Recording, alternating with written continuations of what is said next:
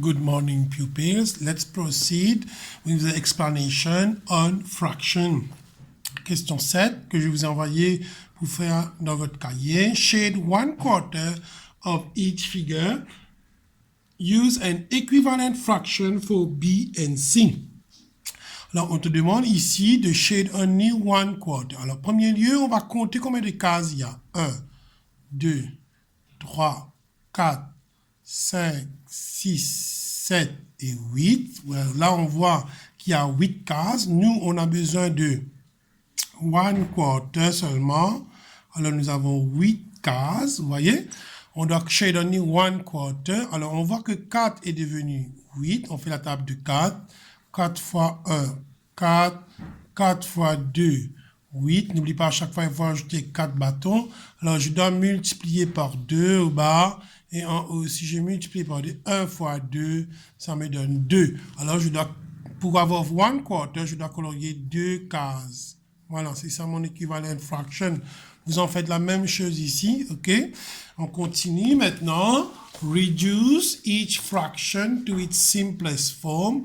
Quand vous voyez reduce simplest form, là, il faut faire division, ok? Quand on dit reduce simplest form, on fait division. Il y a 2, il y a 10. Alors, le chiffre 2 et le chiffre 10 se trouvent à la table de 2, c'est-à-dire je peux diviser le 2 en haut par 2 et le 10 par 2. Alors, je me dis 2 divisé en 2. Je peux faire la table de 2 à côté. 0 divisé en 2. À chaque fois, il faut ajouter 2. 0. 2 divisé en 2, ça me donne 1. Alors, 2 divisé en 2, ça me donne 1. Maintenant, je vais diviser 10 en 2. 2, 3, 4. 4 divisé en 2, ça me donne 2. 6 divisé en 2, ça me donne 3. 8, à chaque fois, j'ajoute 2. Divisé en 2, ça me donne 4. 10 divisé en 2, ça me donne 5. 10 divisé en 2, ça me donne 5. 6 et 9, alors je vois que les deux chiffres existent dans la table de 3. C'est-à-dire, je peux diviser ces chiffres-là par 3. 6 divisé par 3, je peux faire la table de 3, ok? 3 bâtons. 0 divisé par 3, 0. 0, 1, 2, 3. 3 divisé par 3, ça me donne 1. 6 divisé par 3, ça me donne 2. 6 divisé par 3, ça me donne 2. Je prends le 9, 6, 7, 8, 9. Je fais 9 divisé par 3, ça me donne 3. 9 divisé par 3, ça me donne 3. Alors, ici, j'ai 25 et 40. Je sais que les deux chiffres existent dans la table de 5. Ok, je peux diviser par 5. Comment je sais que les deux chiffres sont sur la table de 5? Parce que 25 termine par 5 et 40 se termine par 0. Je peux faire la table de 5. 1, 2, 3, 4, 5. Je vais diviser 25 par 5. Alors, je fais 0 divisé par 5. 0. 5 divisé par 5. 1. 10 divisé par 5, 2. 15 divisé par 5, 3. N'oublie pas, à chaque fois, il faut ajouter 5. 15, 16, 17, 18, 19, 20. 20 divisé par 5, 4. 25 divisé par 5, 5.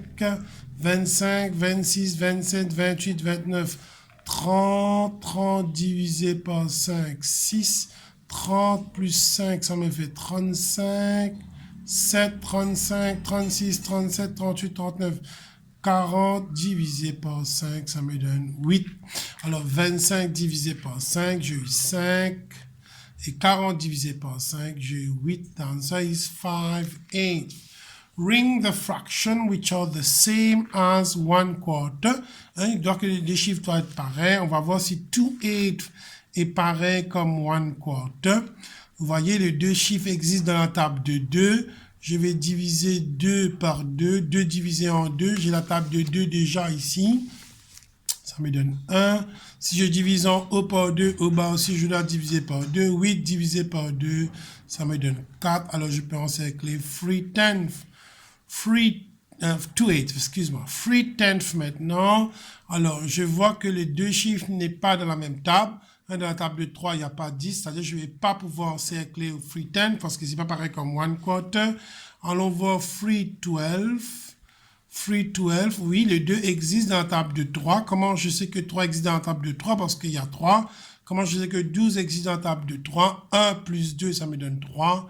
Je peux diviser ça par 3. Je peux diviser ça par 3. OK. Voilà, j'ai la table de 3 ici. 3 divisé en 3, ça me donne 1. 12 divisé par 3, je peux continuer ma table. 9, 10, 11, 12. 12 divisé par 3, ça me donne 4. Alors, j'ai eu 1/4. Je peux encercler. 6/18, voyez. Alors, les deux chiffres existent dans la table de 6. Je peux diviser 6 en 6, ça me donne 1. 18 divisé en 6, ça me donne 3. J'ai pas eu 1/4. J'ai pas eu 1/4. Je vais pas encercler. 5/20. Alors, les deux chiffres existent dans la table de 5 parce que les deux chiffres, un termine par 5, un termine par 0. 5 divisé par 5, j'ai les chiffres ici, ça me donne 1. 20 divisé par 5, ça me donne 4. Alors, je peux encercler 5/20 parce que c'est équivalent à 1/4. Je continue. Arrange the following fraction in ascending order. Ça, vous avez déjà appris en troisième. Ascending order from smallest to largest. Il faut commencer toujours par le plus petit. Vous allez écrire ascending order. Et qu'est-ce qu'on voit ici? All the denominators are the same. Les chiffres du bas sont pareils. 8, 8, 8, 8. Là, je peux comparer. Alors, je vois 3, je vois 5, je vois 1, je vois 7. Je sais que 1 est plus petit. Alors, 1/8 est le premier. 3/8 est le second parce que c'est le deuxième petit chiffre. 5/8. Et 7/8. Alors, regarde bien comment je fais. Je compare les dénominateurs. Les chiffres du bas sont pareils, vous voyez, sont pareils. Je peux les comparer. Et les chiffres d'en haut sont différents. 1 est plus petit que 3, 5 et 7. Ici, qu'est-ce que je vois? Les chiffres ne sont pas pareils, mais on peut changer le 3 pour devenir 12. On peut changer le 4 pour devenir 12. On peut changer le 6 pour devenir 12. C'est-à-dire tous les chiffres du bas vont se changer en 12, 1/3. On le fait devenir 12. Ça, on avait fait dans la table devant. 3 fois 4, ça me donne 12. 1 fois 4, ça me donne 12. C'est-à-dire 1/3, c'est changé à 4/12. Maintenant, pour 3/4, doit devenir 12. Alors, si 3 fois 4 me donne 12, ben 4 fois 3, c'est la même chose. 4 fois 3 me donne 12. Si je multiplie le chiffre du bas par 3, le chiffre d'en haut ici doit être multiplié par 3. 3 fois 3, ça me donne 9. Alors, celui-ci a changé. 1/6 maintenant. Ici, je fais la table de 6. 6 fois 1, ça me donne 6. 6 fois 2, ça me donne 12. C'est-à-dire, je dois multiplier par 2. Je dois multiplier par 2. 1 fois 2, ça me donne ça. Voilà. Alors, tous les chiffres se sont changés en 12. 7/12 va rester 7/12. 4/12. 9/12. 2/12. Alors, je mets ascending order. Je vais les placer en ordre, commençant par le plus petit parce qu'on parle de ascending. Je vois que 2/12 est plus petit, puis j'ai 4/12, puis j'ai 7/12 et puis j'ai 9/12. Maintenant, je vais réécrire ascending order. Alors, on avait vu que 2/12, regarde, c'est là. 2/12, c'est 1/6, vous voyez, 2/12, c'est 1/6 parce qu'on nous avait donné 1/6. 4/12, c'est 1/3. 7/12, ça va rester 7/12 parce qu'on avait donné 7/12. Tandis que 9/12, c'est 3/4. Continue. Arrange the following fraction in descending order. Descending order veut dire from largest to smallest. J'écris descending order. C'est-à-dire je dois commencer par le plus gros pour aller vers les plus petits. Je vois que les dénominateurs sont pareils. 7, 7, 7, 7. Maintenant, qu'est-ce qui est plus gros comme numerator? Il y a 3, 2, 5, 1. Je vois que le 5 est plus gros. Puis j'ai le 3. Puis j'ai le 2. Puis j'ai le 1. Que vois-je ici? Alors ici, je vois que les dénominateurs ne sont pas pareils, mais je sais que dans la table de 5, il y a 10. Ça veut dire que je dois changer le 3/5. pour le faire devenir 10. Et le 1/5 aussi va devenir 10. La table de 5, 5 fois 1, 5, 5 fois 2, 10. C'est-à-dire je dois multiplier par 2, je dois multiplier par 2, 3 fois 2, ça me donne 6, fois 2 là aussi, fois 2 en haut, 1 fois 2, ça me donne 2.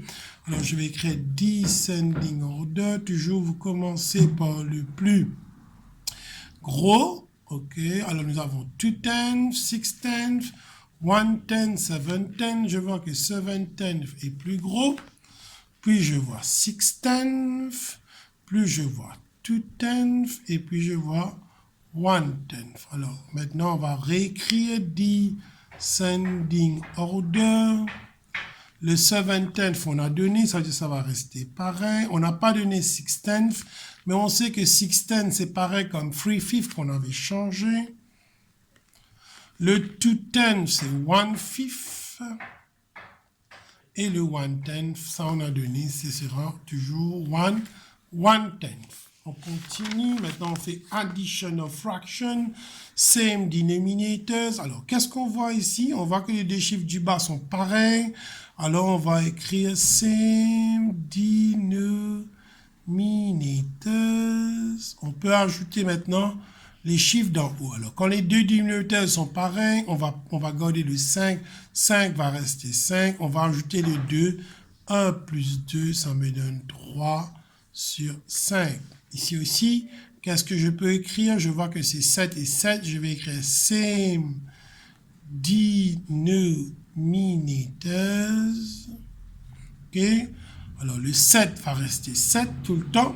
Hein? 7, on ne va pas pouvoir ajouter 7 et 7, mais on peut ajouter 1 plus 4. 1 plus 4, ça me donne 5. Le 7 va rester le 7. Maintenant, nous avons different denominators. On fait toujours l'addition. Qu'est-ce qu'on voit? Que les dénominateurs ne sont pas pareils. On va écrire different denominators. Mais on sait que le 5 peut se transformer en 10. Alors, on va le faire au coin là. 1 sur 5, ça va devenir 10. On sait qu'il faut multiplier 5 par 2 pour avoir 10. En haut aussi, je multiplie par 2. 1 fois 2, ça me donne 2. Ça veut dire que ce chiffre-là, c'est transformé en 2 sur 10. 3 sur 10 va rester 3 sur 10. Je vais écrire same. Maintenant, je peux écrire same denominators. Qu'est-ce que je peux faire? Je peux garder le 10 pareil, parce que c'est pareil. 2 plus 3, ça me donne 5. Ça me dit 5 sur 10. On va continuer. On voit ici que c'est different denominators. C'est pas pareil. On doit changer le 4 en 8. OK, 1/4 va devenir 8. On avait fait la table de 4. 4 fois 2. 1 fois 2, ça me donne 2. Alors le 5 sur 8 va rester pareil. Plus ce chiffre-là va se transformer en 2 sur 8. Maintenant, je peux écrire same denominators. Je peux ajouter les deux chiffres d'en haut. Le chiffre du bas va rester pareil. 8, 8, ça reste 8. 5 plus 2, ça me donne 7. Addition of a whole number and a fraction. Ici, c'est très simple ce que vous faites.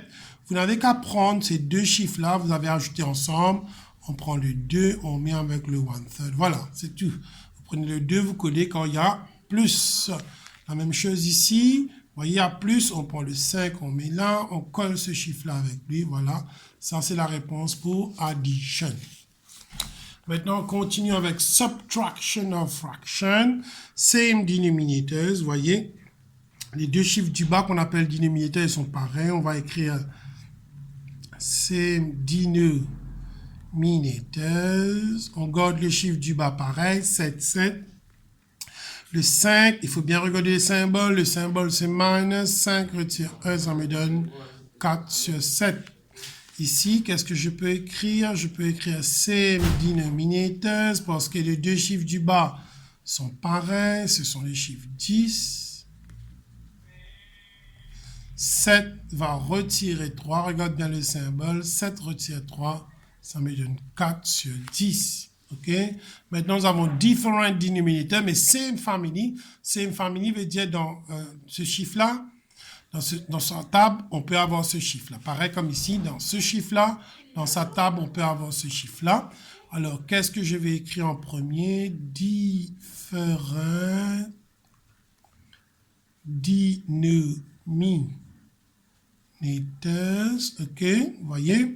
Alors, je dois transformer celui-ci. 9 sur 10 va rester pareil. Le 1 sur 5 doit se transformer en 10. 5 fois 2, ça on a fait tout à l'heure. 5 fois 2, 10. 1 fois 2, 2. Alors, j'ai 9 sur 10, retiens 2 sur 10. Ce chiffre-là a changé. Maintenant, je peux écrire C denominators. Le 10 du bas qui est pareil va rester 10. 9 retire 2, ça me donne 7.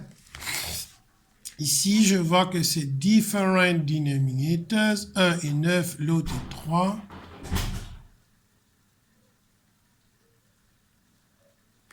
Je peux transformer ça, le 1/3, n'est-ce pas? Le 1/3 peut devenir 9 fois 3. Ici aussi fois 3. 1 fois 3, 3. Ce chiffre-là va rester pareil. Ce chiffre-là va se changer. On va écrire same denominators. Le 9 va rester 9. 5 retire 3, ça me donne 2. C'est tout neuf. Maintenant, il faut faire très attention. Maintenant, comme il y a subtraction of a proper fraction from a whole number. Alors, si on regarde bien, il y a 1 from which you have to minus 1/4. Alors, le 1 au bas, vous voyez, il n'y a rien au bas. En fait, au bas, il y a le chiffre 1. Ça, c'est comme ça. OK, le 1 ici, c'est comme si il y a le chiffre 1. Tout le temps, il y a le chiffre 1 au bas. On va retirer 1/4. Et qu'est-ce qu'on voit? C'est différent denominators. C'est différent. Un, c'est 1, l'autre, c'est 4. Mais le 1 peut devenir 4. Dans la table de 1, on a 4. Ça veut dire on va changer le 1 sur 1 pour le faire devenir 4. Comment je fais ça? 1 fois 4 me donne 4. En haut aussi, je multiplie par 4. 1 fois 4, ça me donne 4. C'est-à-dire 1 sur 1, ça devient 4 sur 4. Retire 1 sur 4. Et ici, qu'est-ce que je vois? Same denominator. Same denominators. Et là, je vais faire minus. 4 retire 1, ça me donne 3. Et le chiffre du bas, le 4, va rester 4. Ici, qu'est-ce que je vois? Je vois 2, un gros 2, mais je vous ai dit au bas, quand c'est un whole number, veut dire il y a le chiffre 1. Tout le temps, quand c'est un gros chiffre, au bas, il y a le chiffre 1. Je vais retirer le 3/5. Je vais écrire different denominators parce qu'ils ne sont pas pareils. Je peux changer ce chiffre-là, n'est-ce pas? Je peux le changer. Le 2 sur 1, il peut devenir 5 au bas. Je fais 1 fois 5, 2 fois 5, ça me donne 10. Alors, j'ai 10 sur 5 que je peux retirer 3 sur 5. Ça me donne same denominators.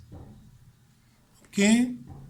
10 retire 3, ça me donne 7.